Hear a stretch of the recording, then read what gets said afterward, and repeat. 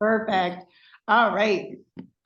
I feel like we should do, just so everyone knows how that is not Taylor. Okay, Taylor Swift stuff has gone away. I don't know where it went. We were playing Taylor Swift songs.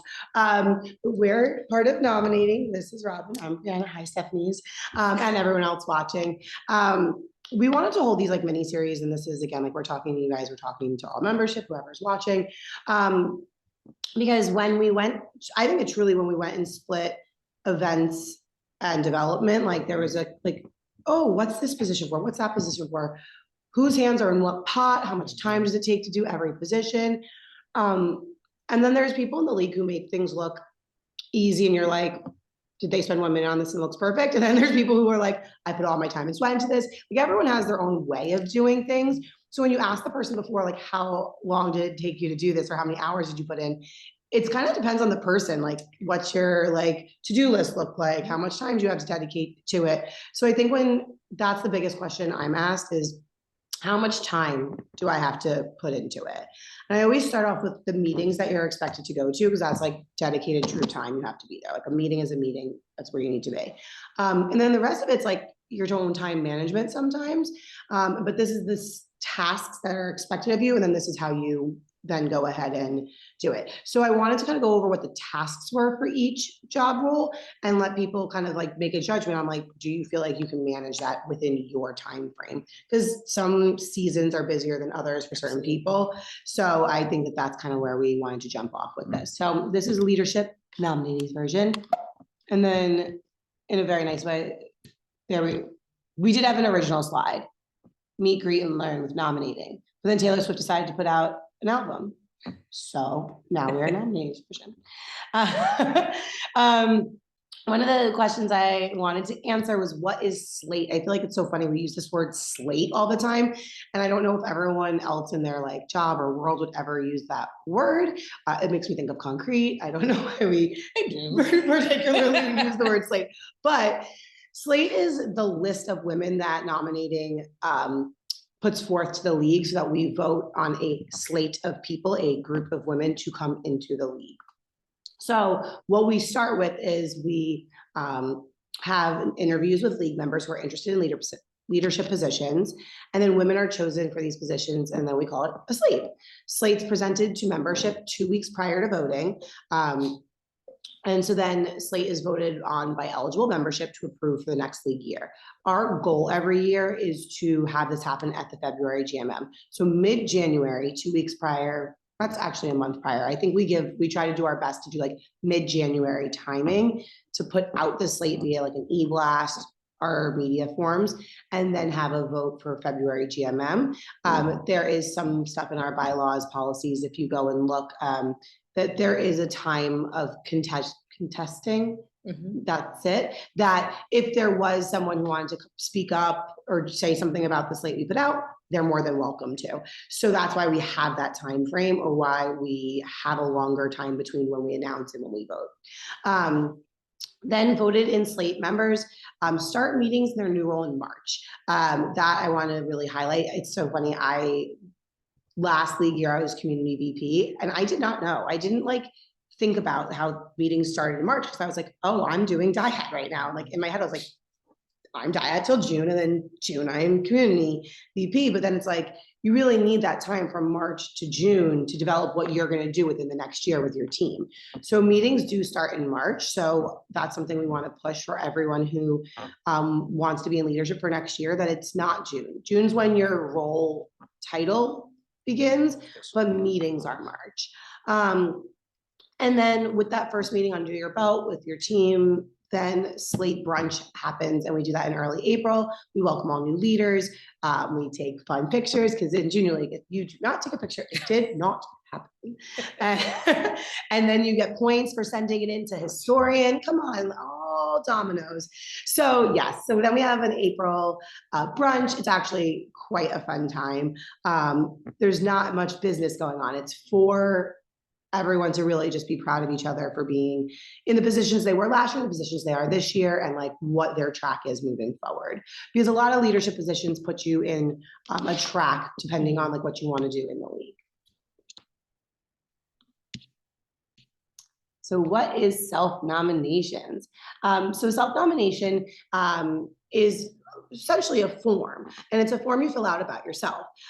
We want to know more about you because as much as we know about you guys as league members, I don't always know what you do for a job, what you do inside your household, or what you've done in the past, maybe in other organizations. So it's a time to distinguish the skills that you have.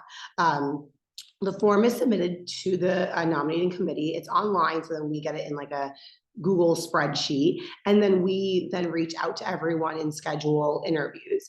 We've been discussing dates for the interviews, and we've even come up with the idea. It used to be only on the weekends, like it would be like a full weekend, like Saturday and Sunday all day. But everyone's schedule has been so busy, different, the holidays.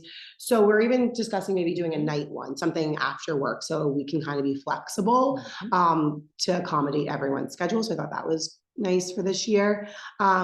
And one of the big things is it's really hard to brag about yourself sometimes, but it's okay. Like no one in the league isn't fabulous. Like we're all here because we're fabulous. So tell me why. And I do know, and this is, I'm talking off of like my own experience, I was always asked to share something in the past. Like an older league member, a more seasoned league member would like reach out to me and be like, hey, you've been talking about this all year. Do you want to chair? Or I think you'd be good at this chair position. And then when I went to go do community VP, it was kind of like my next step. Like I was dyad chair for 2 years, I was community chair, and then I was like, oh, I'm going to totally go for community VP. And at the time, Maria was like, you have to fill out the form. I was like, what? And she's like, the nominating form. And I was like, you know what? Okay, here we go. I didn't realize that we were using that this whole time, but someone always reached out to me. And so it's not that nominating isn't going to reach out to people, because we totally are. Like that's our next thing. We're going to be like on the ball, reaching out to people about positions. Even if we reach out, we want the self-nominating form to come through, because there's something about you that I don't know, Robin doesn't know, none of us know. And it puts us in a nice little spreadsheet so we know who to call for the positions too. So brag about yourself and show us how fabulous you are. I believe the new form is going to be put on the website like soon, in a week or so. Maybe the old form is probably up, but there's going to be a new form. We updated some of the like qualities and how we look at skill sets. And then the process of self-nomination through to slate, just so there's a timeline so people can get like a good grasp on what we're doing. October, the self-nominating form is released and this info session. So we're doing an info session and then the form will be released. So that's, you know, we're digging into early November. But then November is all about continuing to submit the nomination forms. We can have coffee chats, but really that could be, I used to in my head think like coffee chats, like we had to literally go get coffee, like, you know, super like, oh my gosh, I should go meet someone. I actually went to Panera once with someone. I went to Subculture with Laura Weasel once. But nowadays, we can do anything you guys want. In person, text, Zoom, calls, smoke signals, whatever you guys need. We're here for you. We make it work. We all work. KJ just had a baby. Like we're like really like flip-flopping and figuring it out. Whenever you guys can meet, we're gonna make it work. There's 5 of us, so we can always have someone available. And then in December, we hold those nominating interviews. Again, I'm going off of personal experience, but I thought the interview was gonna be like scary the first time I did it. And I was like, wait, I know everyone in this room. That's so nice. It's just like fun talking. You answer a couple questions. We actually answer your questions too in that meeting. Time frame, how much commitment, those kind of things as well. In January, we present the slate to board and membership. February, we hopefully vote. March, position meetings start. April, slate brunch. June, we're ready to go. This question's always asked. What's the difference between the board of directors and the management team? Years ago, they were one and of itself, and then they split. A board position or the board of directors, it runs like the forest. They are like the big overarching idea of the league. Where do we want the league to be in 3 years, in 5 years, in 10 years? What are the issues with our policies? How do we rewrite things?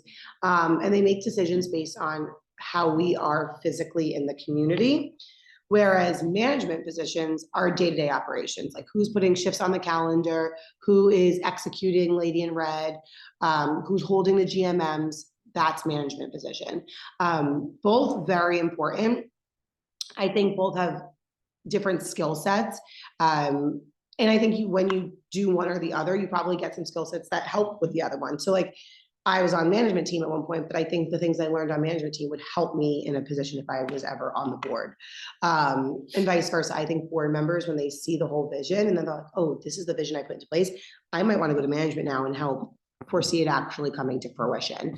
But that's the difference. I like to say there's a forest is the board, the tree is management. So the positions available are president-elect. So if you choose to elect yourself for president-elect, you then the next year become president. So it's a 2-year commitment. There's usually 2 to 3 board member seats. It depends on what year it is. Two comes off, 2 will go on. Some years 3 come off, 3 go on. Nominating is the same way. So next year, there's 3 of us that started this year. So KJ and Allison are going to be off next year. So 2 will come on. Secretary, who sits on the board of directors as well. Treasurer-elect is the position we choose for the year. They sit on the management team, but then the second year they sit on board as treasurer. So that is also a 2-year commitment. EVP elect is who we choose, but they also they sit on the management team. The following year, they are EVP, who sits on management team and board. So if you want to get a taste of both, EVP gets to be in all hands and on deck in all pots. And then all the VP positions change every year: community, communications, membership, development, and events. And I think with this upcoming year, we have a really good handle on development and events and how it was split and how we need them to like diversitize in the future. So I think it's going to be a good year to have that split for us. Okay, so any questions before we get into the positions? You guys rolling with me? Cool. Perfect, there we go. Okay, so we've split our positions into the ones that we felt that we could talk about kind of like the most. We put all of the wording on the slides. It's cumbersome. I'm not gonna read everything to you guys. These position roles will be put on the website under nominating. When you go to Digital Cheetah Members Playbook Nominating, these will all be updated with everything there to read. But again, we wanted to just hit some of the key points. So for Community VP, my specialty personally, we want to start off with what you're going to gain. So it's not just what you can bring to the league. And I think that that's something that is very mythical. It's always like, well, what do you do? What can you do for the league? What can you do for the position? What can you do? It's not actually that. We're a league who trains people. We train our volunteers. We train our people in leadership. So it's really, if you're looking at some of these positions, you might be like, well, in my career, I'm doing this, but I really want to go to the next step at my job, but I need experience doing this, this, and that. And I'm not getting it at my job. How do I show them that I can do that or that I have those skills? These roles in junior league can help you get into those positions. So I want to start Community VP, the experience you can gain. It is all about team building, mentoring the chairs below you, coaching them, planning, having some strategic thinking, because it's not just what's happening today, but it's what's happening in a month or 2 months. It's knowing that you can't have 4 volunteer shifts on the same Saturday because we don't have, we don't want to like spread everyone too thin. We have to, spread our shifts out, knowing that you can't have too many daytime shifts because we have people who work during the day. We have to have some strategic thinking, analyzing the problem, sometimes brainstorming a solution. Why wasn't that shift well attended? Was it the wrong time? Was it the wrong partner? What's kind of going on? And it's not just you brainstorming, it's you and your team. It's always the team. Some shifts have to be prioritized, so you kind of learn what's going to come first, second, third, and you get to empower people.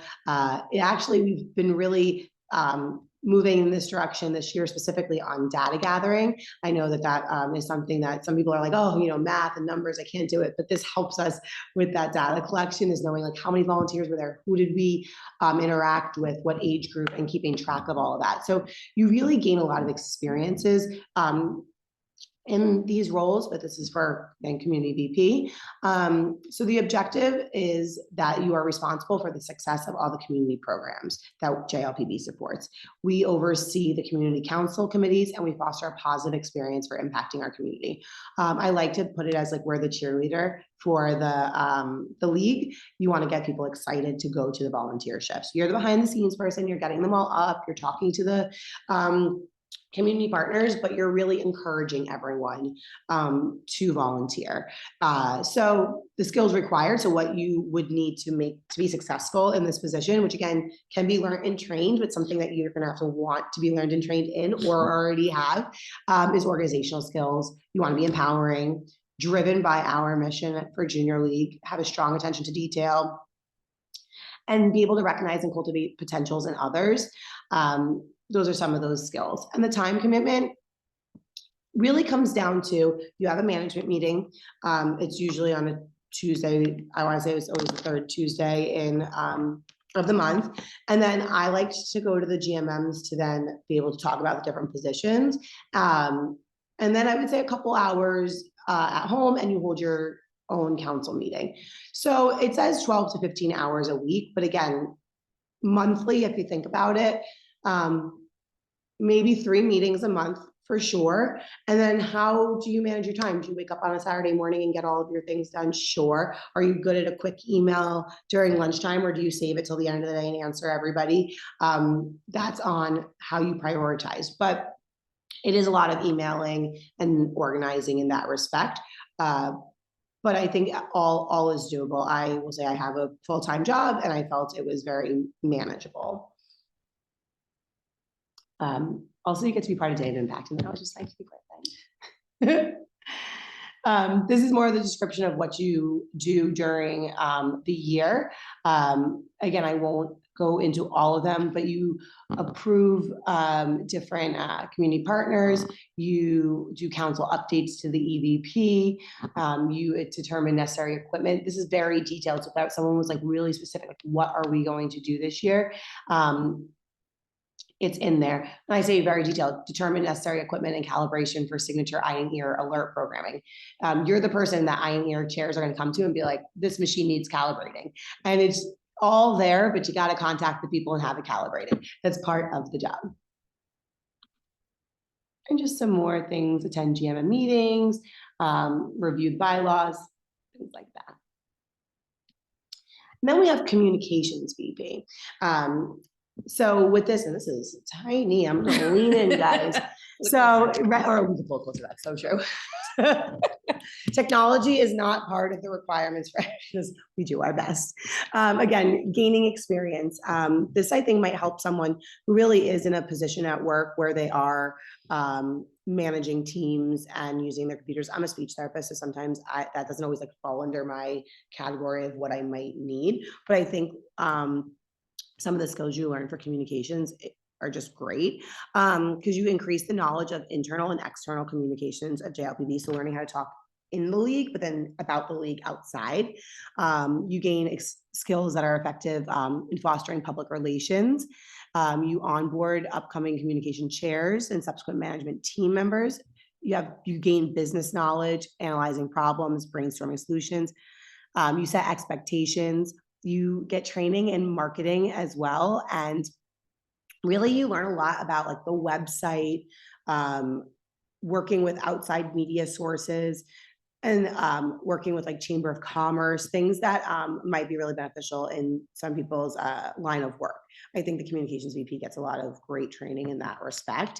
But the objective of communication VP is to be responsible for all internal and external communications on behalf of Junior League.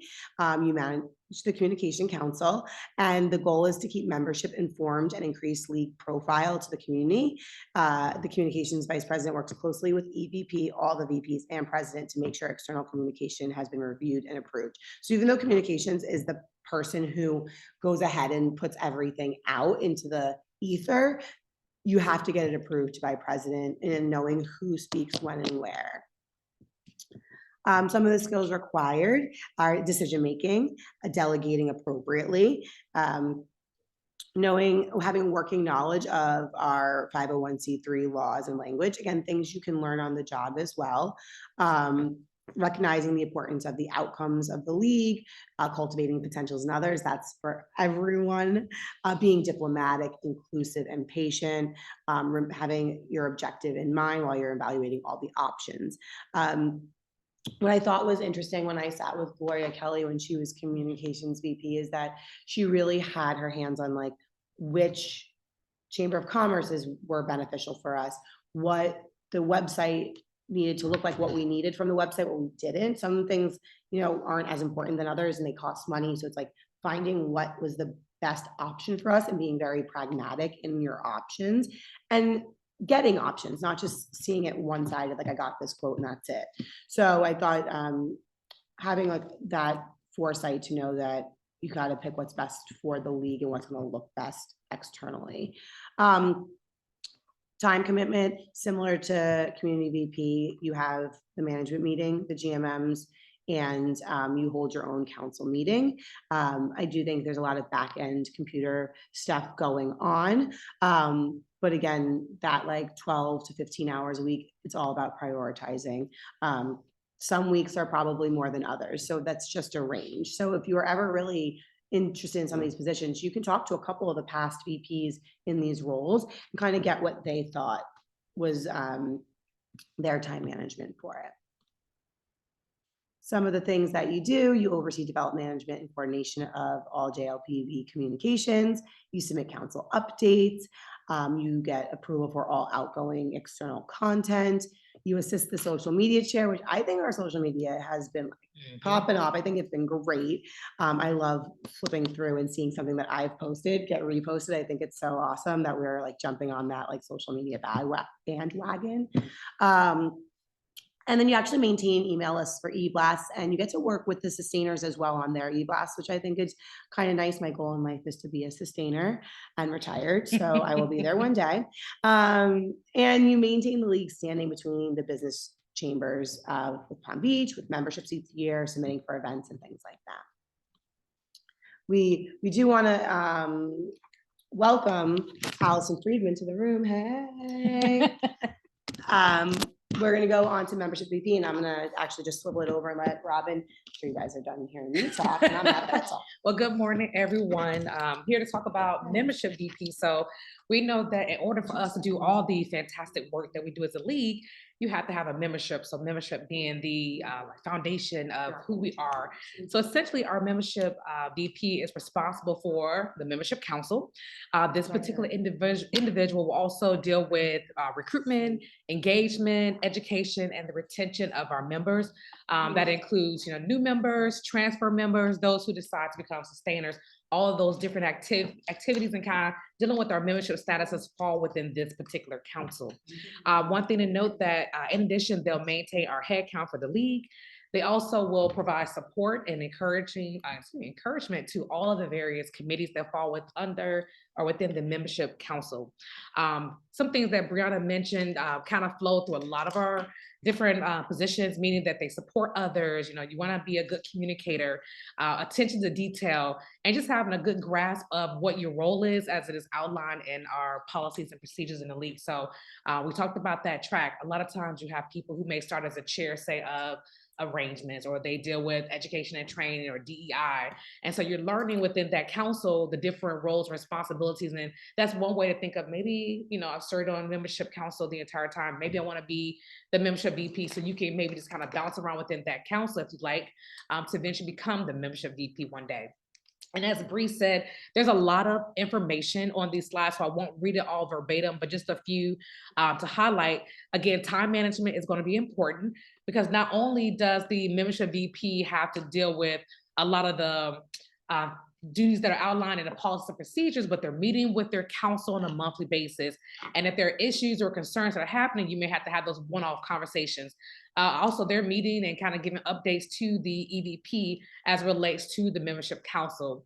Again, we talked about engagement and retention. So we bring in new members, we want to keep them. We don't want to, be a league that just kind of brings in women that kind of come and just kind of falls to the wayside, because it makes it harder for other areas within our league, including our events, what we do as it relates to fundraising, and also our community efforts. We need, again, the membership being like that foundation of who we are as an organization. Again, they'll be the one to kind of order different awards recognition materials. We have our GMMs, arrangements as the team that's kind of, getting those locations, making sure things are in place prior to us arriving. And again, you just need to just be an overall great team member and a team leader. So I'm going to advance the slides just a little bit, just so you all can kind of just quickly glance and see what else is there. Let's highlight some of the skills: working well with others. This is a big one, being fully committed to our mission as the organization. Again, attention to detail, being able to delegate, and also time management. So again, this information will be provided on the website after today, but at least we'll just make a few highlights. All right, so earlier, Bree talked about the split with events and development. So our development VP, it's kind of, they're pretty much in charge of like the overall fund development of the league, if you will. So think of annual giving, major gifts, solicitations, and also donations. They need to have some understanding of different partnerships. Again, attention to detail, time management, and also I will throw in nonprofit fundraising, because it is a very unique niche, unlike private sector or like I work in government. So there are different rules for different sectors, if you will. This particular individual, vice president, again, will work just like the others with the president, president-elect, the other VPs. So again, there's a lot of overlapping, because the efforts of our development council will directly support membership, also our community efforts, and just who we are in the community as a league. This person will create, implement, and also be responsible for the annual development plan, strategy, and operating budget. Again, they'll be working with our volunteers, us, also the development council. They also will help to cultivate and nurture different relationships with current and potential corporate and private foundations. Again, we're thinking about fund development, fundraising, going to support the mission of the Junior League of the Palm Beaches. And I'll just kind of give you just a moment to take a look at the slide. And I'm going to go ahead and advance this.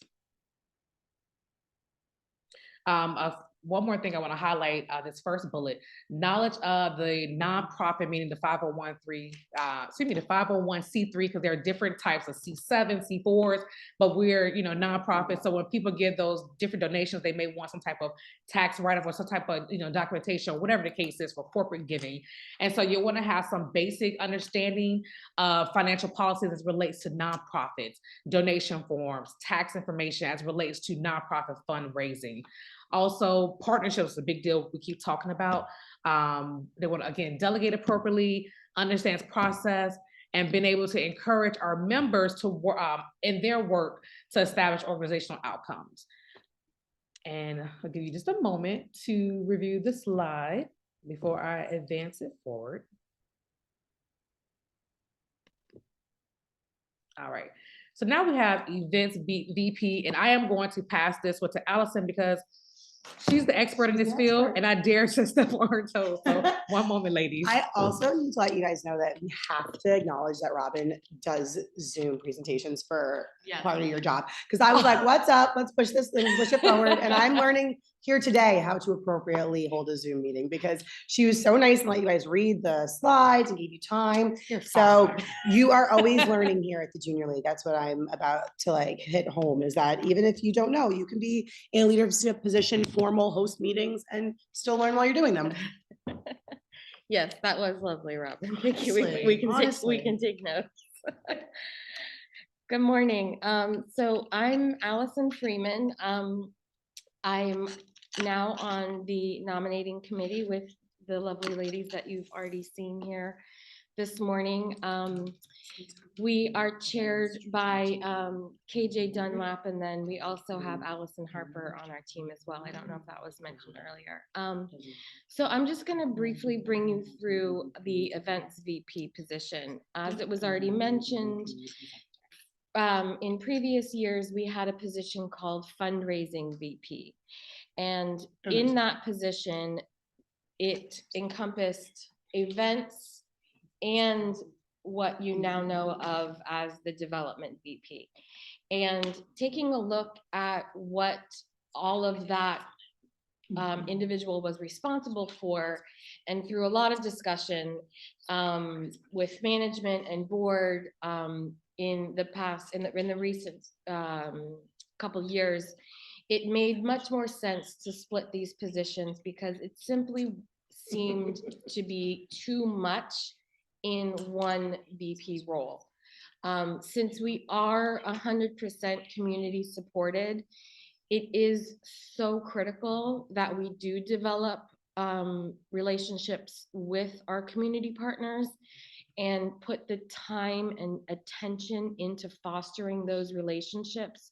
So an entire council does need to be dedicated to connecting with those donors, reaching out to new potential donors, creating lasting relationships that hopefully will be annual and multi-year relationships.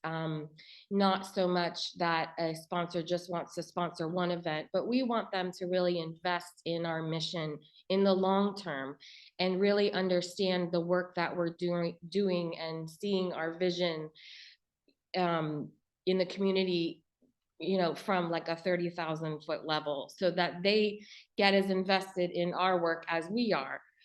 So moving into the events VP position. So as you know, we do host events in the community. These are fundraising events. It's another way that we do bring money into our bank account. So they are critical. All of them are, well, all of them are open to the public now. We don't have any that are specifically only isolated to league members, which is wonderful. So that means that you can bring guests and partners to any of our events. So the events VP is now focused on the true execution, successful execution of these events. So as you'll see here, the events that we are currently have on our roster are the this is a little bit out of order, but I'm gonna start chronologically. So Lady in Red, which hopefully you attended, it was lovely. It's kind of our kickoff to the year. The council does have to begin working as soon as slate is pretty much approved. That, and I don't know if you guys mentioned that. We So touched March. okay, okay. So Lady in Red is the first thing out the gate for the events VP. Then we move into the holiday luncheon, then the annual 5K, which we're moving into our second year, which is very exciting, and then on to our May dinner. So what the events VP does now is oversee their chairs who are overseeing their committees to execute these events as efficiently and seamlessly and as successfully as possible. So it's really staying in very good communication with your chairs. That is critical. The communication for the events VP, I can't stress that enough, is communication, because you have to be abreast as to what's going on with your chairs and subsequently with what's going on with their committee members pretty much all the time. Because if the wheels aren't turning, you're going to be in a really sticky situation right before the event. And that's not fair for really anyone, especially for the person who's in the VP position. So getting your team together and really creating a sense of unity on that council, I believe, sets you up for success. So what they've done this year, which I think has really been beneficial, is that the board was able to secure all of the contracts for all of the venues for the events at the beginning of the year. In prior years, each committee had to negotiate each of the contracts for each of the events.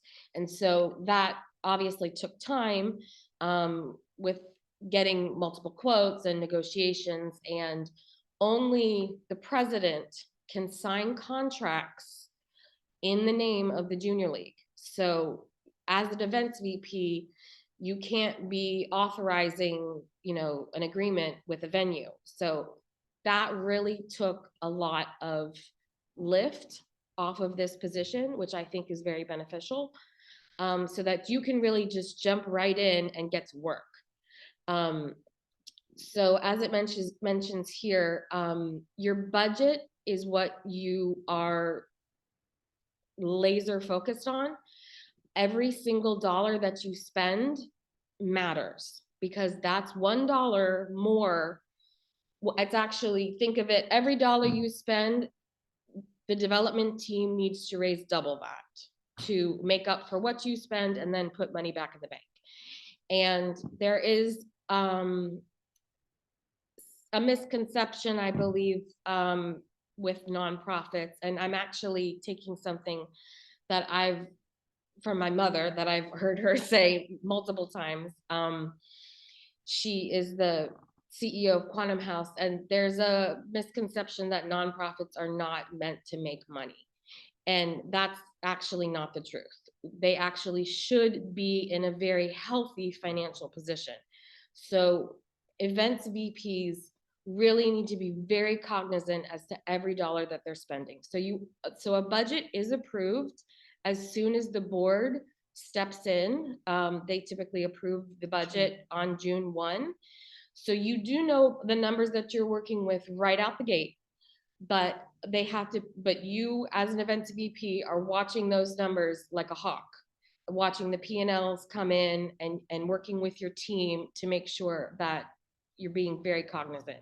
You're also communicating with the communications council, because you've got the marketing packages that are going out, planning all of the social media.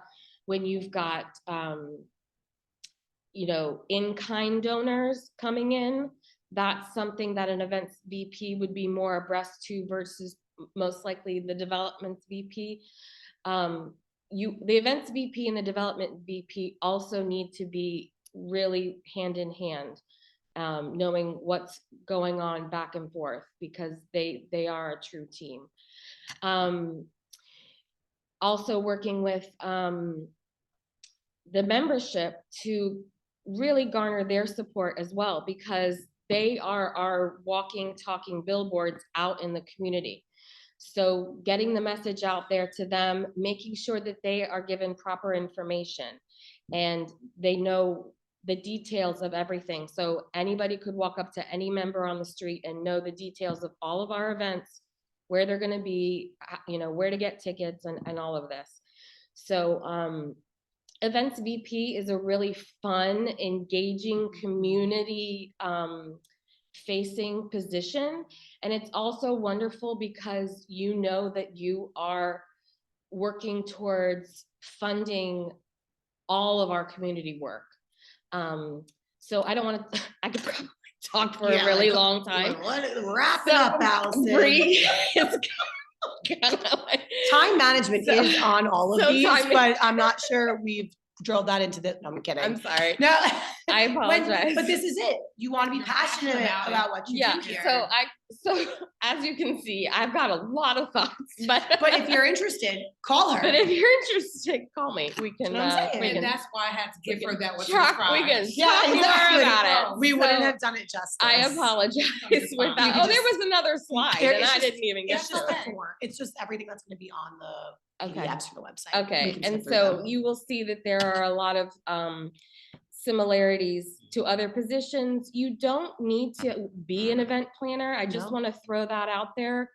A lot of skills that you may have, even from running your household as a mom, running your daily life. Did your 5-year-old have a birthday party? You probably did more than me. If you have held, a dog birthday party, a kid birthday party, you know what? If you planned a wedding or something like that, or helped your friend plan a wedding, you could probably nail those things. So anyway, I will proceed, but thank you for letting me have my spiel on that. Yeah, let's see. So now Oh, we're moving, to you get to do it treasurer-elect. too. Okay, so, I want to make note, I gave Allison the job for treasurer-elect and treasurer, but you can explain this. When you take treasurer-elect on, which is who we place, you are not only treasurer-elect, but then we are also technically placing you as treasurer for the next year. So if you are interested in this position, please review both like PDFs on what treasurer-elect does and what treasurer does afterwards. You get trained by treasurer as treasurer-elect, so there's no surprises. But just wanted to let you know, like, we're talking about treasurer-elect because that's who we place. thank you for making that clarification, because that is very important that you know what you're signing up for. So as the treasurer-elect, you do have quite a bit of responsibility as you are learning the actual role of treasurer. You are still very invested in the finances of the league.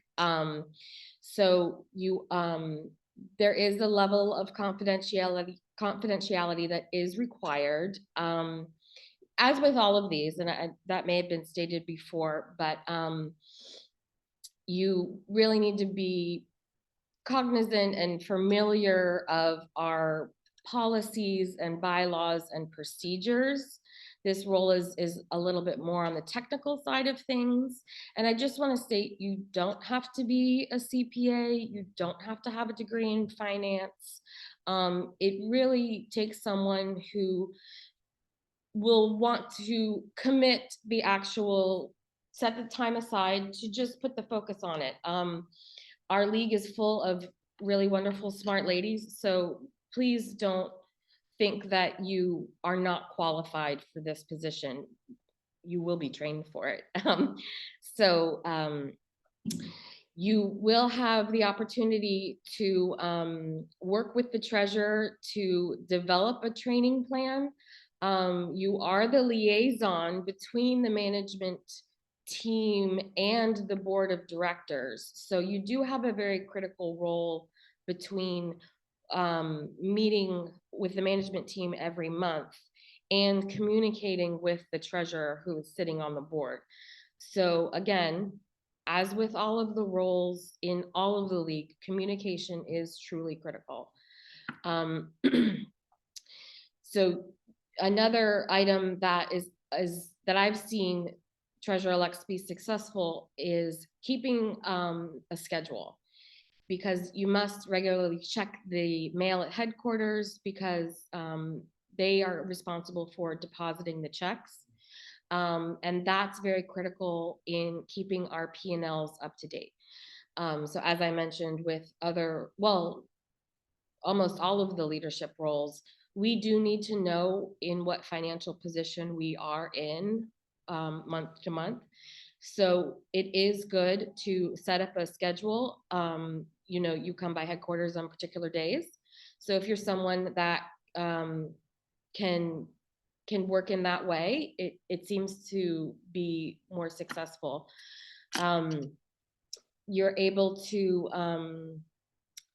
respond to emails in a timely fashion. That's also critical.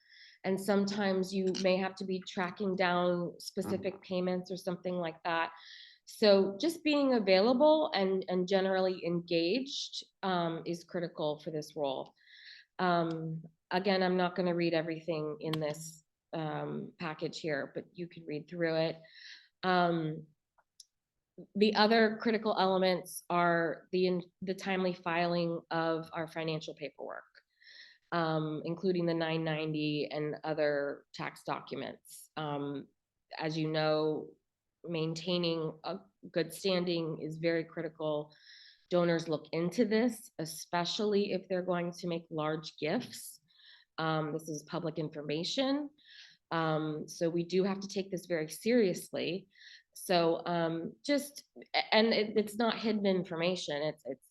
It's out there, and we do have professionals that we work with. We do have an accountant. We do have references that we can lean on. just a couple other things that are outside the regular management team meetings. It's, attending the MSRs. And then the budget meetings starting in February for the next league year. That's another critical portion because you're actually going to be moving into the treasurer role. So you are very involved in the development of the budget for the forthcoming year. So those are just some highlights there. And then if the office manager position does come to fruition, the treasurer-elect would then, of course, be working hand in hand with that person. Additionally, the credit card machines and everything like that, that's something that it's very manageable. So I'll move forward. Okay, so more skills. You are not managing a large council of people underneath you, so this is good if you are good working independently. And having that self-starting characteristic. We're good. Okay. So President-elect. I'm gonna shoot over. I'm gonna say something to with the office manager position, that idea of having to come to headquarters and like that time management, we're hoping that that actually alleviates what happens with treasurer and treasurer-elect. And I've heard some rumblings that if you know anything about QuickBooks, that's a very good thing, or you're interested in learning. I think a lot of these positions, and I think treasurer has to be one of them, because I might be that person who says it, like, I don't work with numbers all day, I work with kids. And I might say, whoa, I don't know if I can be treasurer. But then I realize, like, I have a budget for myself. I pay my rent on time. My mom hasn't stopped me yet from buying something inappropriate, like a purse that I can't afford. I'm really working on it. But you can learn all of these things. So again, all in training, if you are interested in dedicating your time to the league and you are a self-starter, I do think treasurer is actually quite a nice position for that type of personality. But Miss Robin is going to talk to you about president-elect. And then remember, you will also then be president. Thanks, Bree. All right, so we're talking about president-elect, we call PE, who will sit for a year, kind of in training, if you will, and then they will assume the role of president after their one-year term.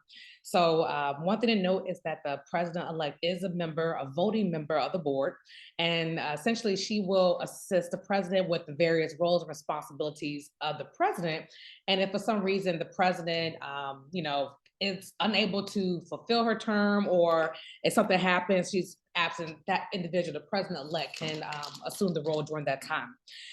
One thing to note is that as the president-elect, and essentially the president, you want to be an individual who is a strategic thinker. Again, that is the role of the board. They deal more with the strategy, or as Bree said, they are the forest. So they'll want to be able to see big picture, long-term vision, if you will, long-term planning. So again, of someone who's strategic, someone who's visionary, someone who can assist with setting policy. Again, as the president-elect, you will attend meetings. So we have not only our own board meetings, we have our own GMMs, our general membership meetings, but then there are tons of trainings or different conferences that are offered through AJLI, who is like our governing organization for the junior league. So think of the Organizational Development Institute, ODIs, or there's the annual meeting. I think that's what they call it, right? Is it annual meeting? Annual meeting. In my mind went blank, and I'm thinking of like something else. But the annual meetings and other trainings. Again, because as the president, you will also be attending these same type of events. Also, public speaking. The president is the spokesperson for the league. They are the representative, the public face of the league. But as the president-elect, you may have to fulfill, a commitment for an interview or meeting with the group or something. So you'll want to make sure that you kind of practice and have some of those public speaking skills. It does come naturally for some, if others it may not. But one thing I know of the league, we have our little internal scholarship where we, members may have a conference or something, or some other learning opportunity. Perhaps someone wants to do some type of public speaking but the gist I'm trying to say is you're just preparing. So if you're considering one day being president, again, you'll sit for a year, you'll get this good training. And while you're the lady in wait, and it was time, you'll just assume those responsibilities. Additional skills to note, again, we've stressed communication, delegation, time management. Also, you'll want to have knowledge of nonprofit operations and finances, because the president is a check signer. So the PE kind of needs to understand some of that stuff along the way. Again, communication, working with others, so managing the team. The president sets the agenda for both the board meetings and the GMM. So again, planning meetings, implementing that particular meeting. And let's see if I'm missing anything else. And I think one thing to note, because the president is the public face, so again, managing relationships, that's going to be big, because you may be meeting with some big wigs from a corporation. Maybe it could be another potential new partner, community partner. Maybe you're, it's all strategy. So you'll want to make sure that you are a calm person, and that you can manage relationships and that you kind of get along with other people. So those are just some of the basics. But I would say these same skills are like they carry over in all the different roles. If it's a committee chair, a co-chair, a lead active, if you're a committee member, if you're the president, whatever the case is, there are just some basic foundational things in leadership that I think that people need to recognize, that regardless of what you do, you have to be able to perform or at least possess these skills. And you may not know everything about nonprofit operations and finances, but the beauty of the league is you start, at the bottom, you're kind of working your way up. So you're a committee member, but you can ask questions. If I want to learn more about event development and such, I can reach out to Allison. Or if I want to know more about nominating, before I became a member of the nominating committee, I may have reached out to KJ. If I want to know more about community partners, or how we are, what we're doing in the community to uplift our local areas, I'll talk to Bree. So talk to those individuals if you have an interest in a particular role, learn about it, maybe serve on the committee. And that's one thing I did mention more clearly, is that in order to become president-elect or president, you want to also have had past leadership experience in our league. So if you're interested in these positions, take some time to maybe move around throughout the different councils. So like I started in membership when I transferred here, but again, I can move to community, maybe serve there, becoming a chair, or maybe one day working up to be a VP. It helps because it gives you a better sense of the league, our operations, how we're ran, and it helps you kind of see that long-term vision of where we're going when eventually you transfer over to the board. So definitely take some time, understand how we work, so that if you're interested in becoming a PE or president, you now have the skill set and the knowledge to accompany you as you pursue those higher roles, if you will. I'm going to advance the slide. I believe there's one more behind this. And again, some of those different skills we talked about, knowledge of budgets, that's going to be important as the president-elect and essentially the president of the league. Also, knowledge of social media. You have a team that's working with you, but you'll want to have some working knowledge as well. And that concludes president-elect. And I am going to pass this brief for EVP-elect. Yes. And I like that you brought up, Robin, as much as I'd like anyone to walk off their new member year and want to be the president. I want you to be the president after you've gained experience in the league. I think we mentioned it a little bit earlier when we were kind of just talking about what Slate is, but you have a league path or a track, and that's why nominating is here. So you might be interested in a position now, or you might be interested in being president one day. And you might then reach out to us and say, how do I get there? Which positions are best to get me there? To get all of that experience you might need to then be chosen for PE and then president for the slate. So we just want you to get kind of this information to know like what would be expected of you, and we'll lead you there. Again, our mission statement is that we train our volunteers, we train women in leadership. So none of these positions are unobtainable to anyone in the league. It is just how much you want it. Let's go get it. And we've all seen that in years. We've started somewhere and we've moved up. EVP-elect is what we slate, but EVP-elect then the second year does become EVP, which is the head of our management team, and they also sit on the board of directors. And if I can only give my humble opinion, I think EVP and EVP-elect do a lot of good management leadership, and their hands are in the league and their feet are in the league too. So the experience you would gain from this position, the knowledge of planning and executing. Executing? Yup, executing. What time is it and is my coffee done?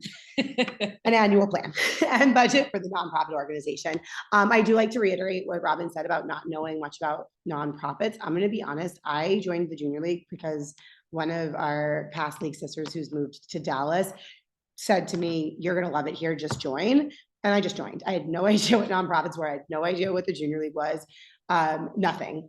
And I know what we're doing here. But if someone asked me like the in-depth parts of nonprofits, I don't know all of that yet.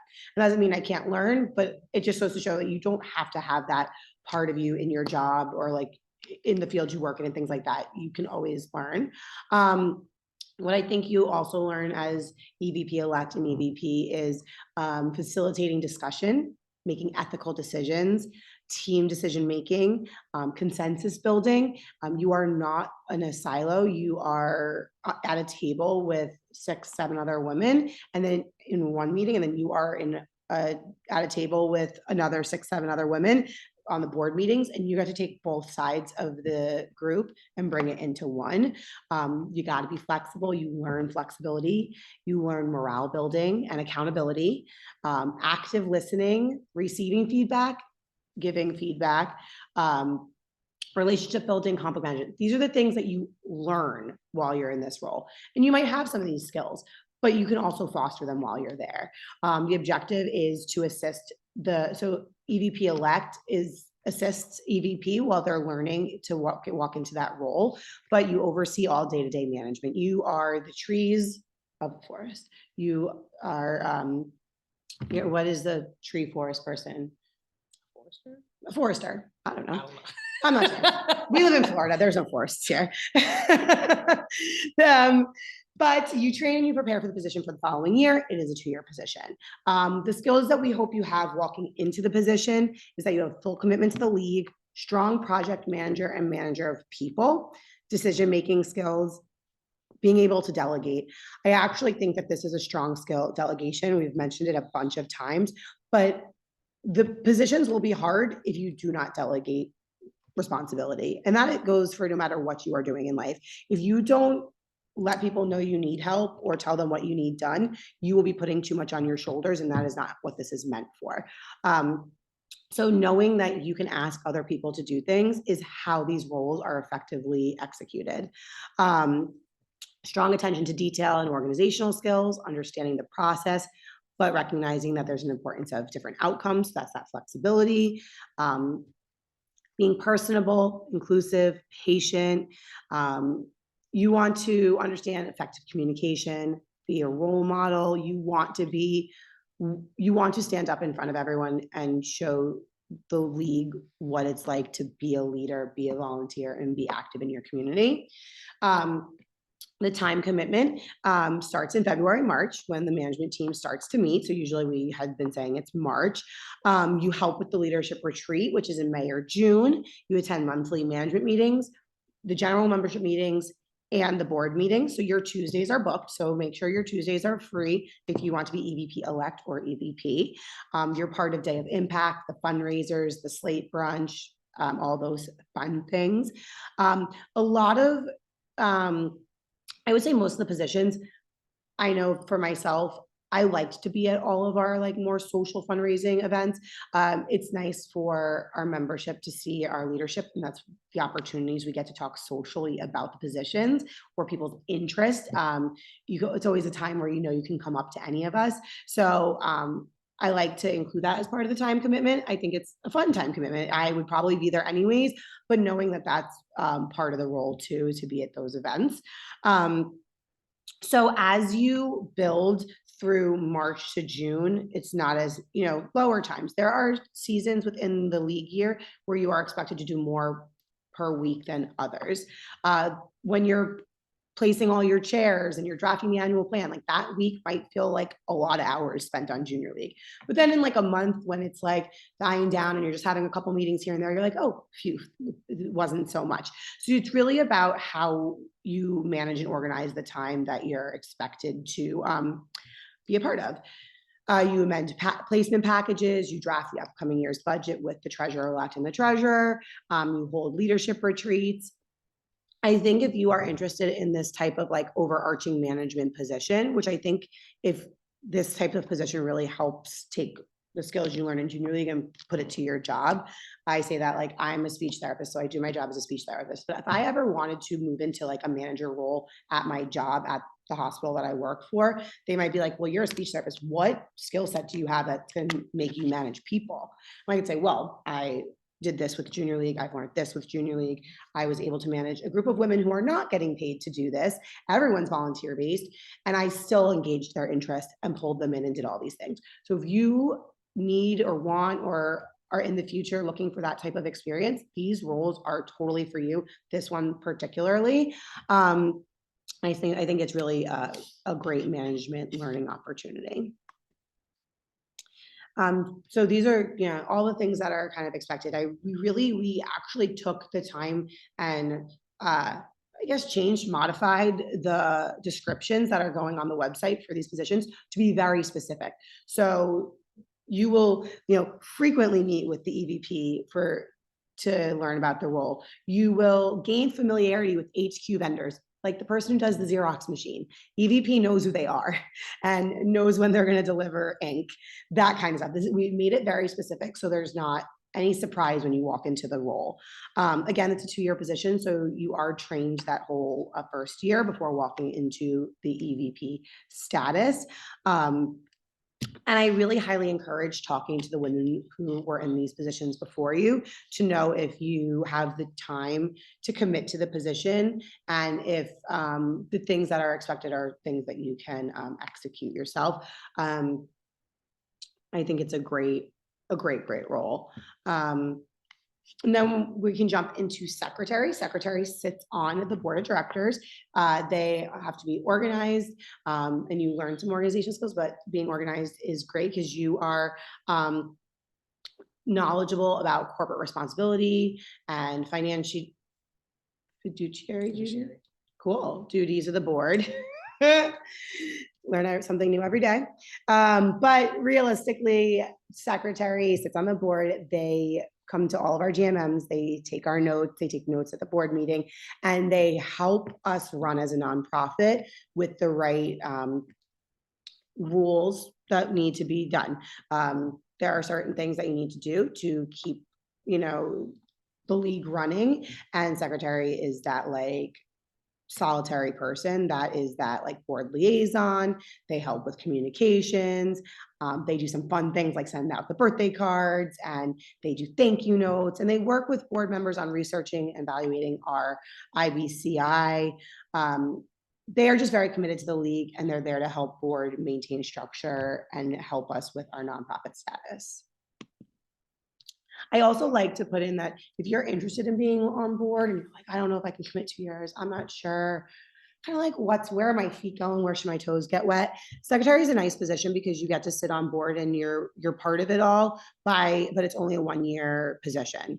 You get to be really part of the general membership meetings and then also with the board. So if you're interested in moving forward, it's definitely a position that helps with that like path or track towards some higher league positions.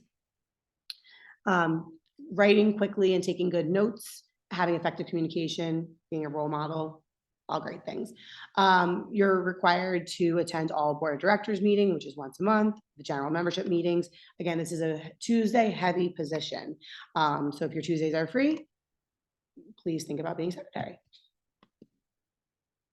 And then I am going to pass the track over to Allison. She's going to talk about board members at large. I know that we are just a little over, shocking. We are talkers around here.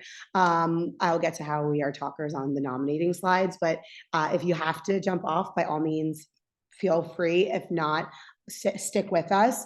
Again, we are recording, so we will send this out to everybody if you do have to jump off and want to learn about the positions that we're still talking about. Thank you. Okay, so board member at large. So this commitment is a 2-year commitment, and you are required to have a minimum active 5 years in the league.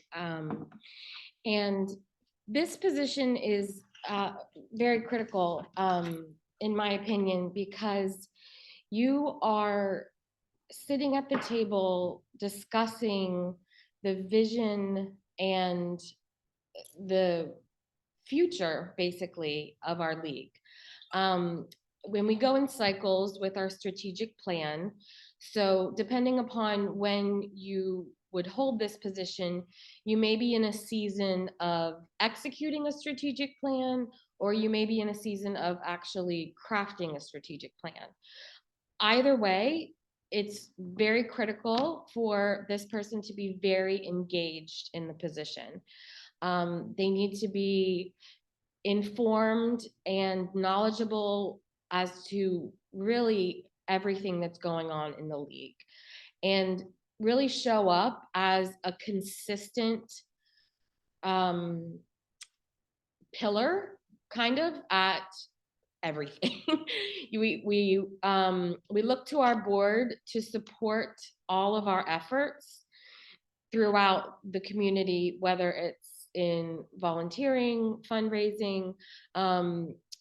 The board is out there as our representatives, just like our membership, but they are doing it at a little bit of a higher level. And I don't mean that in the sense that anyone in this league is anywhere above anyone else, but they are privy to a lot of information as to what's going on globally within the Junior League of the Palm Beaches. And so engagement in the league is really critical if you want to hold this position. I think it's also very advantageous that if you would like to sit on the board, that you have actually served on multiple different councils. I think it's good for you to have had experience in either membership or communications and fundraising, and really know what those members are going through, because you are making decisions and discussing things that will impact the rest of the membership. So there is the time commitment to attend the board meetings, of course. It is critical for you to be prepared. I know that occasionally board members are assigned different things to research and to come back to the board meetings to present to the rest of the board specific information. So this isn't a position where you just kind of, casually show up once a month and just sit through a spiel. Our board is very engaged. So that's just something to consider. But this is a really wonderful position. Since your hands are so much invested in that kind of like global vision of what's going on.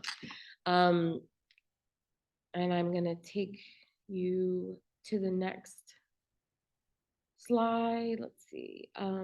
Yes, all of our missions, objectives, and programs. You also need to be abreast of the budget and the finances, and you need to come to the table with ideas. That's another thing that I think is really critical to being a board member. Problem solving. That at the board meetings, the team is coming together, the president-elect, the treasurer, the EVP, everyone is coming together to work to better, our efficiency, our impact, spreading the awareness in the community of our organization so that we can do more and better work. So just really, I guess, having a heart for the league is something that I would say is required for this position. And also fundraising on behalf of the league. Of course, it can't be me without talking about fundraising. But we do look to our board because they are typically people that are professionals in the community. I mean, the majority of our membership is working in some capacity. So we do look to our board to seek out potential donors and maybe put their hand in the hand of our development VP, or make that introduction or something like that and get some support there. You never know where those connections come from. They also attend the Slate brunch, and we do look for them to support us at our signature events and our retreats.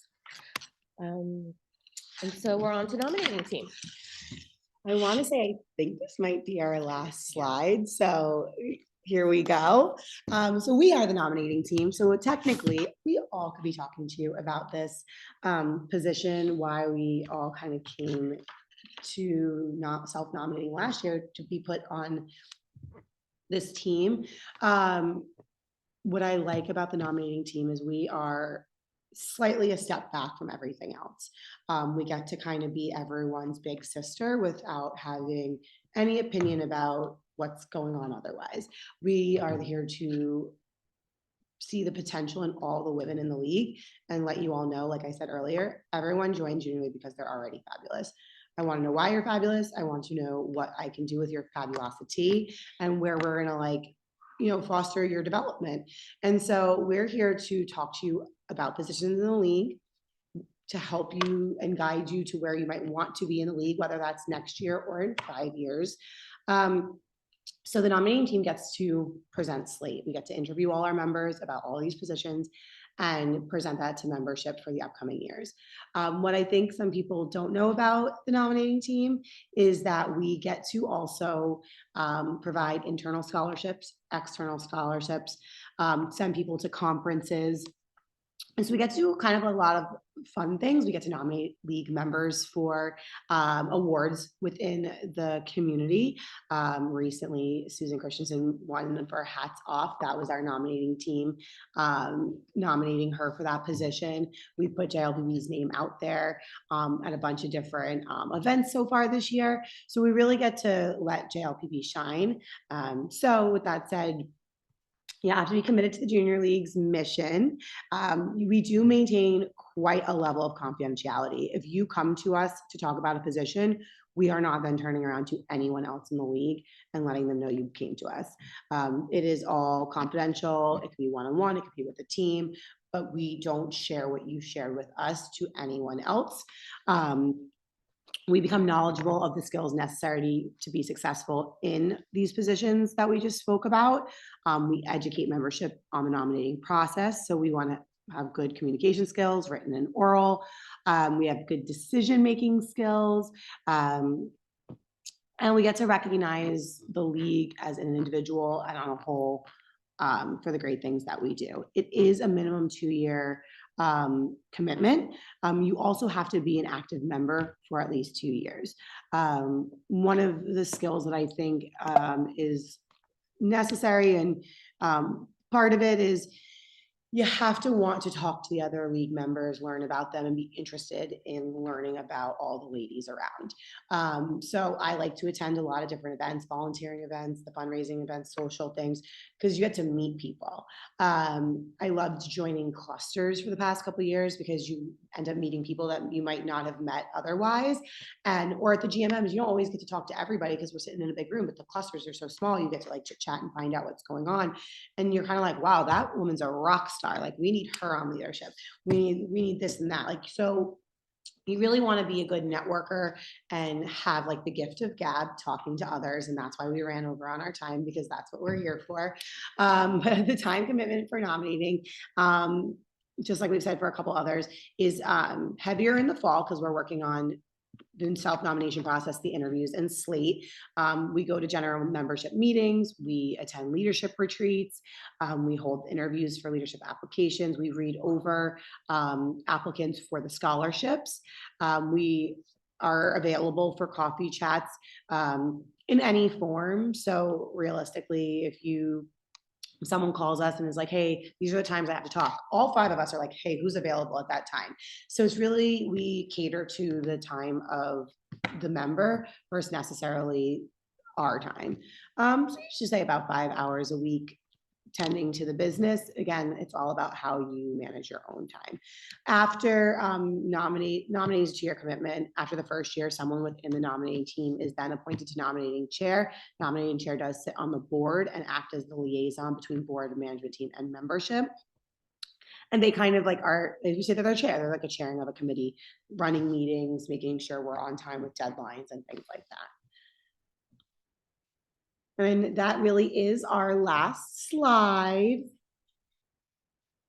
The treasurer, president, EVP, and president, those forms are on the website. If you are going to interview for a treasurer-elect, president-elect, or VP-elect, you also have to read that other form and know that you want to do both positions. We only spoke today about what we are slating for the year. Thank you, Stephanie, for hanging on with us. I hope everyone felt like this was pretty informative. Come on in, team. But we are your nominating team, and we are happy to talk to any of you about any of the positions, because the three of us, you can tell, are just so dedicated to the and passionate about the different parts of the league. And honestly, like, we all have our different passions within the league. So if you want to hear like so much about membership, Robin's like on it. Development, fundraising here, community-based stuff here. Like, we are all different and unique, and that's why I think coming together as nominating is great. So we are happy to have been speaking with you guys today. And you know what? This is going to be 3 of the 5 nominating members next year. Yes. So whoever, You get to join us. Yes, you do. So I hope we I will, you know, fight to the finish. Yeah. Okay.